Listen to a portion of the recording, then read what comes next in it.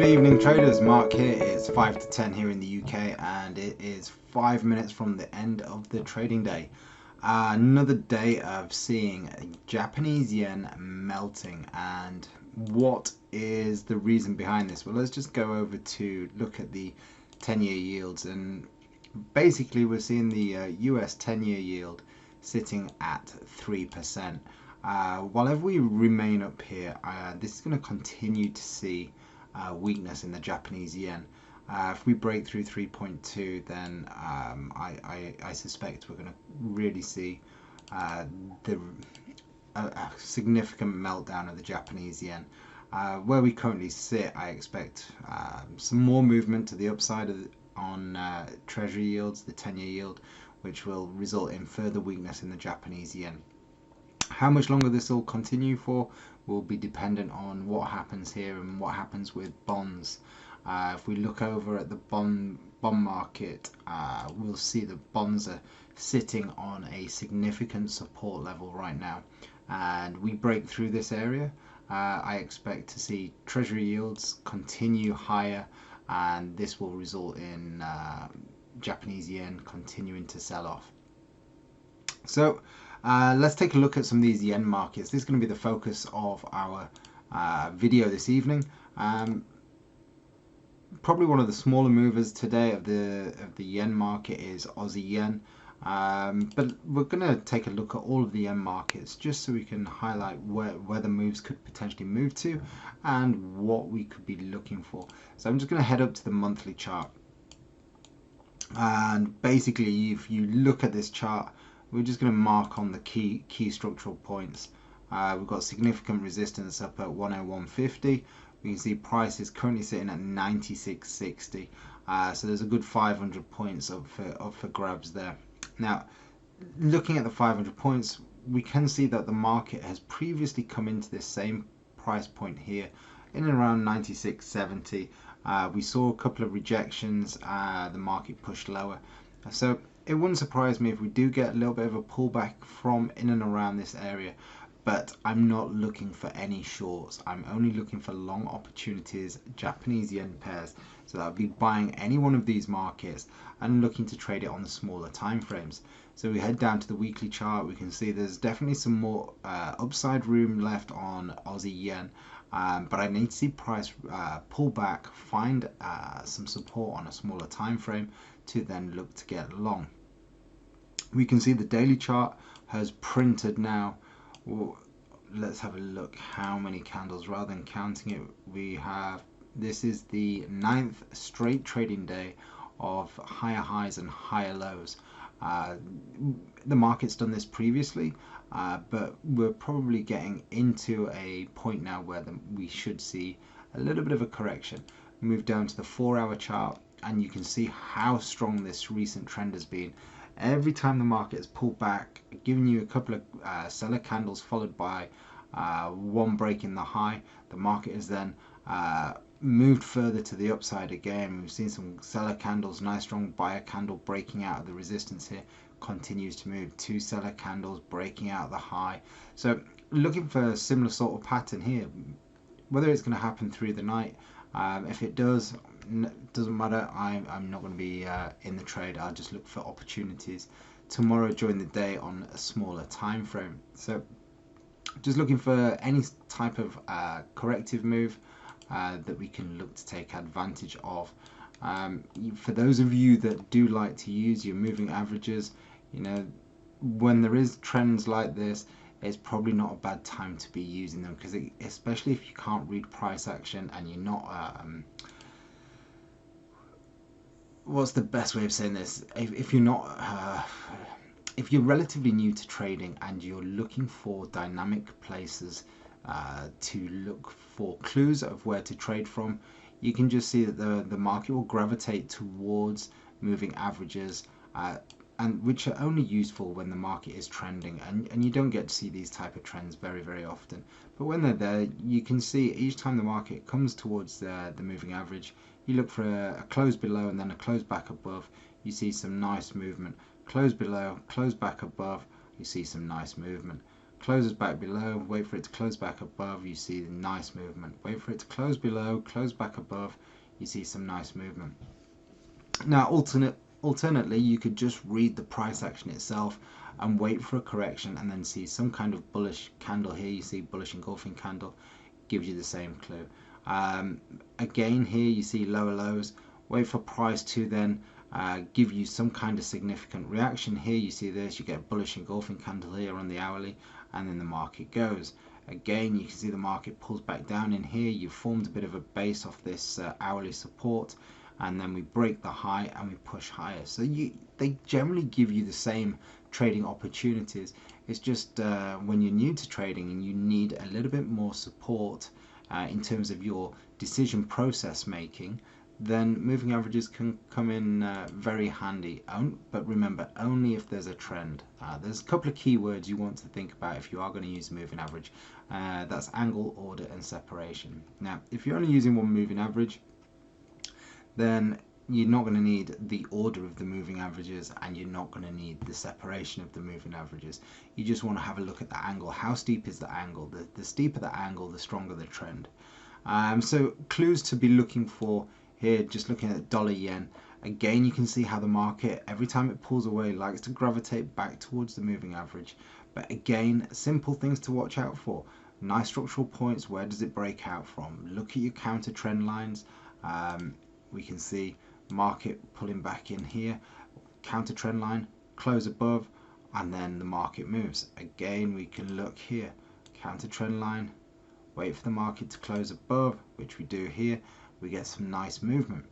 Where would you place your stops? Well, stops, if the market's going to break above the counter trend line and close above it, then in theory you only need to put your stops below the counter trend line. If you want to be more protective, you can put it underneath the swing low. But really, if there's a strong trend and the market breaks above and closes above, really you should only need that candle and a bit underneath the trend line to give you scope, because if it comes back underneath the trend line, then in theory you're probably going to see a correction that will come a little bit deeper. So as we look at this right now, the hourly is in impulsive mood. We are pulling away from the moving average. Ideally, you want to see it break this high and then rotate back towards the moving average. If not, and it starts to drop lower, then all you're going to do is pretty much put your counter trend line in, let the market do what it's going to do, and it could do something like this, bam, bam, and then it goes again. A bit like it did here, correction, lower high, lower low, and then boom, we get back in trend again here, pull back, lower high, lower low, sits, and then we break higher. Again here you can see it, market comes down, higher low, and then we break higher. So don't be afraid of when the market consolidates and moves into a slightly lower low. It's just part and parcel of buyers and sellers rotating out of the market, and in this instance it's more than likely it's buyers taking profit and then looking for correction and getting back in again. If we look at euro yen, now euro yen, I'm going to go to the daily chart, because this was a chart that we look back and something we highlighted, which was the bigger correction that happened through end of April and through May. You can see we'd highlighted this, we're corrective structure looking for the break, and you know, for anyone that's a higher time frame trader, you're looking for these kind of corrections, wait for it to break out, and then you've got your impulsive move. Obviously this kind of move isn't the norm, but when it's there, you know, you take advantage of it. And the daily chart is now so far away from its 20 moving average that you're not going to be trading this if you're an end of day trader, put it that way. You need at least a one candle pullback to then buy the break of the high. Because this is too far gone. This is only intraday trading now. Nothing for end of day traders. The 4 hour hasn't even got close to the 20 moving average since end of May. So that gives you an insight into how aggressive these trends are. You're having to drop down as low as the 1 hour just to find a rotation back towards the 20 moving average. This is why it's paramount that you can read price action. As soon as you can read price action, then you don't need moving averages. You can just look for price to shift, create a minor resistance by using price action. Where does price come back to? And let's just have a look. Where do we see price? We can see a base is being formed here. You get a big impulsive move out of resistance. Market pulls back, and it gives you a clue. After forming a new high, we can start looking for price to basically sellers to wean out of the market, and then we get that movement again. So always looking to see how you can take advantage of it.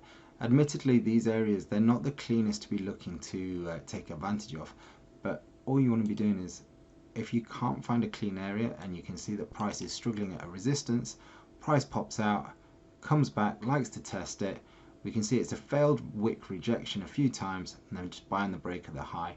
Take money off according to your trading rules and trail a little bit along the way. So whether you, let's say you take half out at 1-to-1, and then you manage another half at 2-to-1, and then trail the stop for 25% of your position, whatever it may be. These are just hindsight options I'm just giving you for you to have a little think about when you are taking trades, especially when there's such a strong trend in place. Pound yen, I'm going to start with a higher time frame for you to have a look at. Bear with me 1 second. Let's put it onto the daily chart. So something that has happened here on the daily chart that hasn't happened previously, which is, if we look at this close here, we have now closed in new territory. So we've closed above this. So this will give us a nice area to look for a trading opportunity tomorrow. So we could look for price to rotate lower back into 167.60 for price to then form a support area on a 15-minute, a 30-minute, whatever that might be, and then see buyers return to the market, and that's our clue to get long. So if we go down to the hourly chart, we can see what it'll look like. So we want to see price push a little bit higher, and then we want to see price come back down into our zone, preferably around 167.50, which is a good, what's that, it's about 70 points. We want to see it come down here, and then we want to see buyers enter the market, and then we'll look to get long. The other solution, and hopefully some of you will have seen this already, is we can see that a resistance level is being formed here. Oh, there we go. Sorry, my mouse was sticking. So we've got a resistance level that's being formed. Where do we see that price hasn't closed above? So we've not seen price on the hourly close above 168.41. So we want to see price close above this, and then we'll look for price to just push down a little bit, and then we'll buy on the break of the high.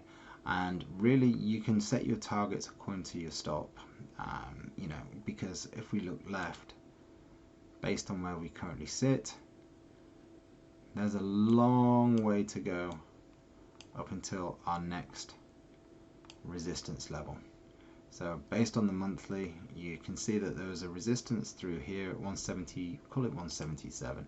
So I'm just going to put this in here as a resistance area. If we go to the weekly now, you'll probably see something in and around, there we go, there's your weekly resistance, which we've got a good, so I'll just amend that. So that's where we can see the candles rotated lower. We had a correction, we've closed here, we've had a price push through it, and then we've come back down. So that's based on the weekly. You could adjust it maybe slightly when you start looking at it on the daily chart, but we'll work with 172.60 as it stands right now. So looking at that from current price, we have a long way to go up into this area. So lots of profit on the table here. Again, looking at the weekly chart, I would be amazed, but if we can pull back into 165.10, if we do get a deeper correction, then fantastic. I'll start looking for opportunities. But as I see it right now, there's only one way that I can see this market going, and that's continuation higher for the short term. I'll finish off with CAD yen, but like I said, this is a yen frenzy. We're just looking at opportunities to get long against the Japanese yen. I was just about to say there was a perfect end of day trade here for all of you full-time employees. Break and close above the counter trend line. Those if I just draw it in as an end of day trader, these are opportunities you sit and wait for. So that's your trade. Currently you'd be sitting somewhere in the region of about 4.4% up on this one trade. And this was probably the cleanest of all the charts other than the euro yen that I showed you previously. So again, right now, if you're an end of day trader, there's no trades for you right now. This is just purely an intraday trader's market.